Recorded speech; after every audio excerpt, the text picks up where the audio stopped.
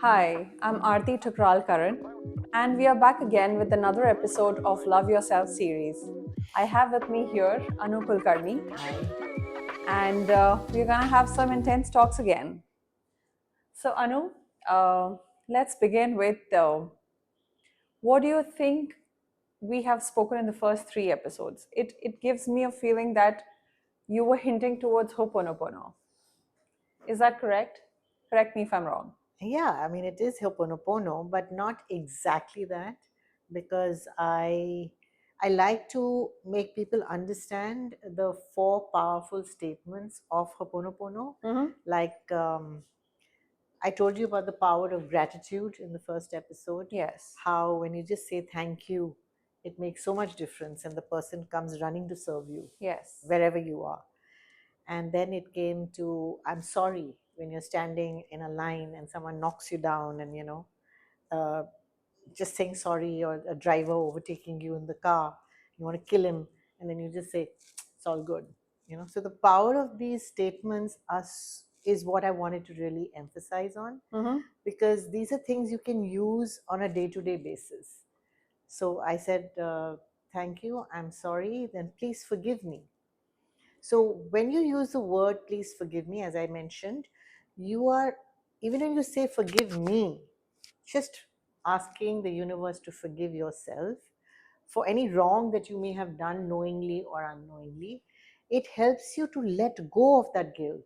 You've spoken about it in the third Yeah, so episode. I'm just telling you that all these statements are so powerful, even if you use it singularly, for yourself. And the last statement is I forgive you and I thank love you, I you. love you. Love is the most powerful. It transcends everything. You've mentioned that this is the highest vibration that one Absolutely. could vibrate at. Absolutely. So when you say these four statements individually or as a repeated mantra, it kind of raises your vibration phenomenally. So the for the benefit of the viewers, why don't we tell them what is Ho'oponopono basically? Sure. What are the four powerful statements? How are they used? And uh, what are you trying to explain about it? I've already told you what I've tried to explain. Now, why Right. don't you tell them what are the four So the statements? four statements of Ho'oponopono are: I'm sorry, please forgive me, I love you, thank you. These are the four statements. And basically, you take up the responsibility of whatever has happened to you, whatever wrong you think has happened to you in your life. You stand up and you take up the responsibility, even if you are not basically responsible for it. And that's what Ho'oponopono is all about. And So Ho'oponopono can be used on anything. It can be used on a situation. You're stuck in a traffic. You can just say it. You have a problem with your computer. It's not working. You can say it. You have an issue with people. Just chant this, and it's amazing. It's very, very miraculous. And there's a lot of it on YouTube, which you can go into detail, because what we are creating is basically an awareness on the power of these words. So please go ahead and discover more of it in people who are actually talking about Ho'oponopono as an exclusive therapy. They use it for many, many things.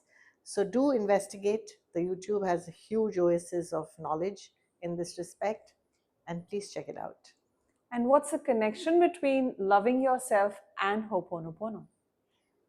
It's loving yourself. What I tell you to do is at a totally different level. It's about finding your own power, finding your own magnificence. It's about eh, discovering who you are.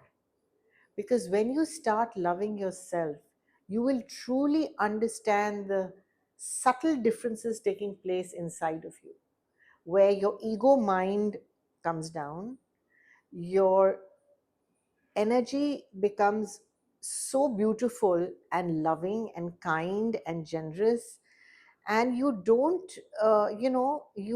fall into the lower trap of jealousy, envy, not good enough, doubt, will I be able to do it, fears, oh no, what's going to happen to me.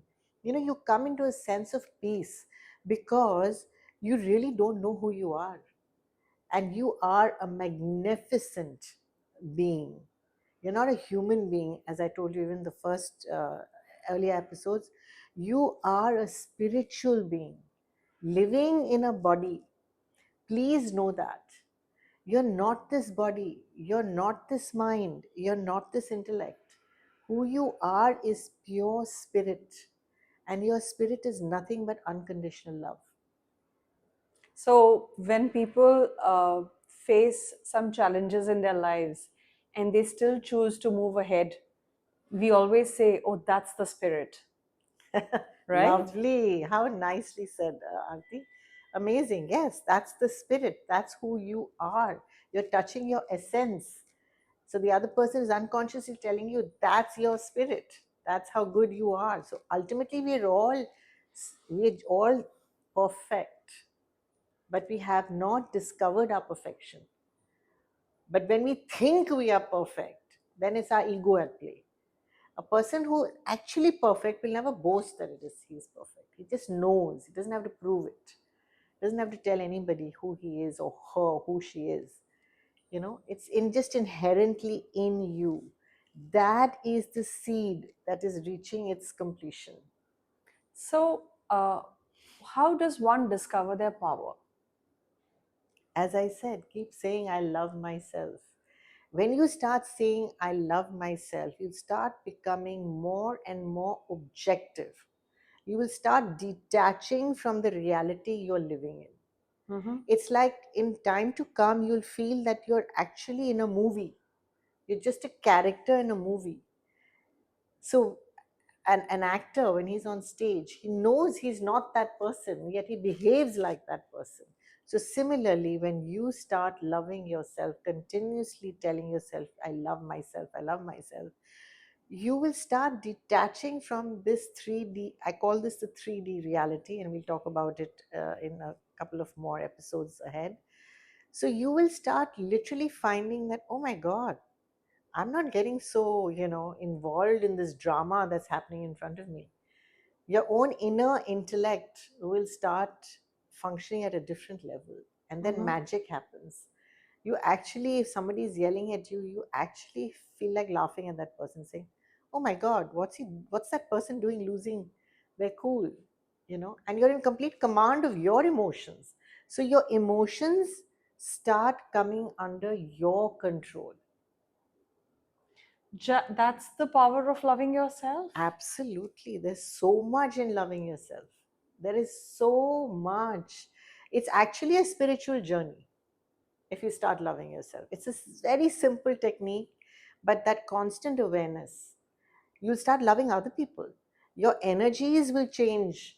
Other people will start getting attracted to you. They'll start smiling at you and coming up to you. Those who ignored you and thought you were useless and stupid and whatever, and it mattered so much to you to get that acknowledgement, it just doesn't matter. People will just start getting drawn to you because you're vibrating an energy that is so pure and profound and so unconditional that it becomes so attractive. Like I said, when you go to a temple or you meet a guru, what do you feel? You feel that intense love. So that guru does not have any attachment to anything. He's just in love with God. God is who? You are God. The Is self inside you. Yes, the self inside you. The creator of all that is God. And you are part of that creation. You are part of the creator of all that is. So you are also God. There is no place that God is in. God is everywhere. God is now here. You can either say God is nowhere, or you can say God is now here. The same words. One is nowhere and one is now here. So, when we start loving ourselves, we start loving the God inside us, right? You'll discover the God inside of you. You'll be compassionate, you'll be loving, you'll be kind, you'll be happy, you'll be joyous. Joyousness is a 24/7 feeling that you will have, that feeling of completion. Anu, I would want you to give a practical solution to the viewers. Let's say two people are into a heated argument. Okay, how do they control their emotions at that time? Somebody is hurt. Okay, how do you bring the loving yourself in the middle of the argument? Very good question. So it's not about both of them controlling the situation, Mm-hmm. okay? Because obviously both are yelling, both of them, but one is probably listen to our videos and says, okay, let me try this, because it's now come, the person is coming to the awareness of, okay, the other person shouting, I'm also shouting, why are we shouting? So let me do what Anu suggested. I would suggest is step back, don't shout back, and give a lot of love. Send a lot of love from your heart to the other person. Internally. Internally, nothing external. You'll probably get wrapped. No, internally. Just it's just the intent. We're going to talk about the power of intent. Okay, just give the intention, or you can say, let the person have floods and floods of pink light, because pink light is light of compassion and love. So let the pink light flow to the person, or let him be or her be in a cold shower. Just give the intent, and you're also not reacting. You're fine. Your vibration is suddenly from lower vibration has come to a higher vibration. You're actually amused with what you're saying. So what does amusement and laughter do? It raises your vibration even further. So you have blocked the anger from upsetting you, and your vibration is changing, and you're also giving a catalyst to the other person by sending pink light or cold water, ice water, snowflakes, or whatever you want to send. That person is also receiving it, because the power of intent is such that what you intend will go through. It'll Okay. happen. That's the law of the universe. You just say it and it happens. But we don't know what we're saying. That's why we don't understand what is happening to us. So when you are consciously giving a good intention, those vibrations are going as per your instructions to the person. What if the person has watched the show, feels like trying, but when the actual situation comes, instead of sending the pink light, he feels like punching the person? But obviously, you think I just started with being the divine guru and started sending this pink light and became very noble overnight? There were times I threw things all over the place. I shouted my head off. I was crazy. I was livid for 2, 3 days. I also had a temper. I had a crazy temper. Ask my friends. They'll tell you. They know how much I have changed. But it takes years of practice. And the sooner you do it, the better for you. It's like running. Some people learn how to do a marathon race in 6 months. Some people know how to do it after 6 years. It all depends on your will, your desire to overcome it for yourself. It's all about self awareness. It's not about the other person. This is your journey. Do you want to spend the rest of your life being miserable, fighting, tussling, wanting your point to come across to somebody else because you want to prove something to somebody else? Or do you want to prove it to yourself that you have mastered your own emotions? Wow, that sounds so good. It really sounded, I mean, the last statement that you said made so much sense to me, that it's all your self discovery, it's your own journey Yeah. that one has taken up. And you're not doing this to prove anything to anybody else.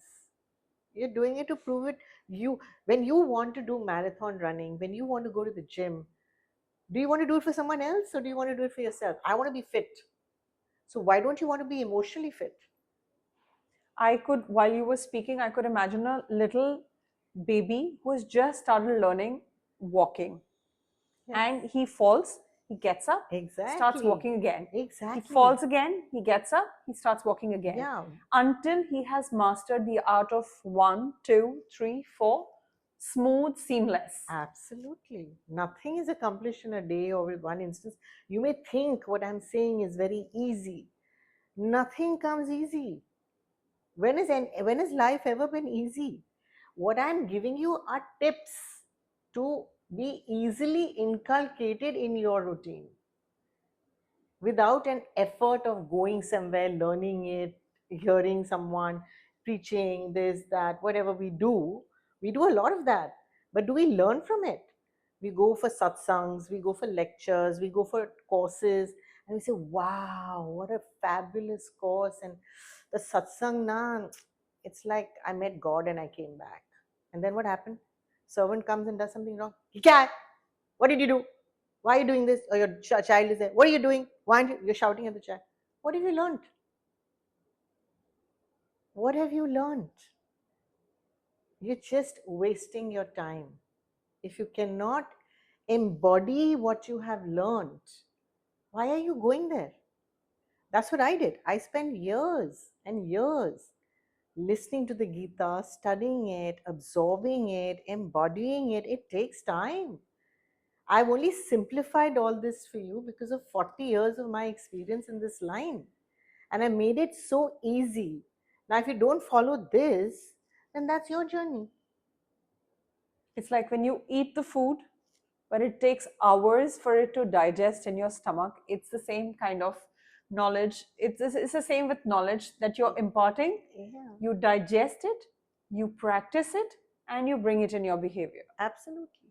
You will not believe, I've been listening to Anu for more than 3 years, and she's been telling me, raise your vibrations, raise your vibrations, raise your vibrations. I have never understood the term, what is raising your vibrations?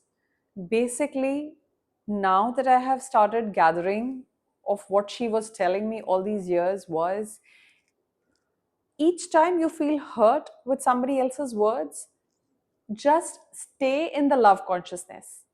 Do not lose your cool. Don't give in to the anger. Don't give in to the hurt. Don't get guilty. So these are lower vibrations that generally surround us all. One and all, everybody in this world is surrounded by the lower emotions or lower vibrations, because these lower emotions vibrate at a lower frequency. But the moment you stop giving in to these emotions, you raise your vibrations, is what I have understood. Am I correct? You're right. But the thing is, the question that everyone will ask is, how do I control my emotions? Absolutely, that's where I was going Right? to come to next. Yeah, but you don't have to control your emotions. That's the beauty. Your emotions will become controlled once you start loving yourself. See, that's the beautiful connection that she has always explained. And that's the message I want to bring to the viewers, because it took me quite a while to understand. So, to sum it up, Anu, I would like to say what I understand from the entire conversation is that we take baby steps, we practice every day. And if we are in such a situation, we just take a moment, we take a step back, we get into the awareness, and then we respond instead of reacting. Yes. And Is that correct? I say it'll happen on its own. Don't be in a rush to accomplish it. Just be aware, by keep loving yourself and take baby steps, it will happen. Don't push yourself. Be soft on yourself. You're just starting this journey. So whenever you do a little thing, pat yourself. Say, good job. Good job. And the more you pat yourself, your cells are listening. So they will want to do more and more. It's like how you encourage your child. Yes. You encourage your inner self, inner child in you. Inner child in you, to encourage those little baby steps that it has just started taking. Yeah. Can you imagine? We say, oh, love me. Say the same thing to yourself. And then you gradually master the art of doing it, like how Anu has, and we all could. We all are on that journey. Thank you so much. Thank you. Thank you, Anu. Thank you.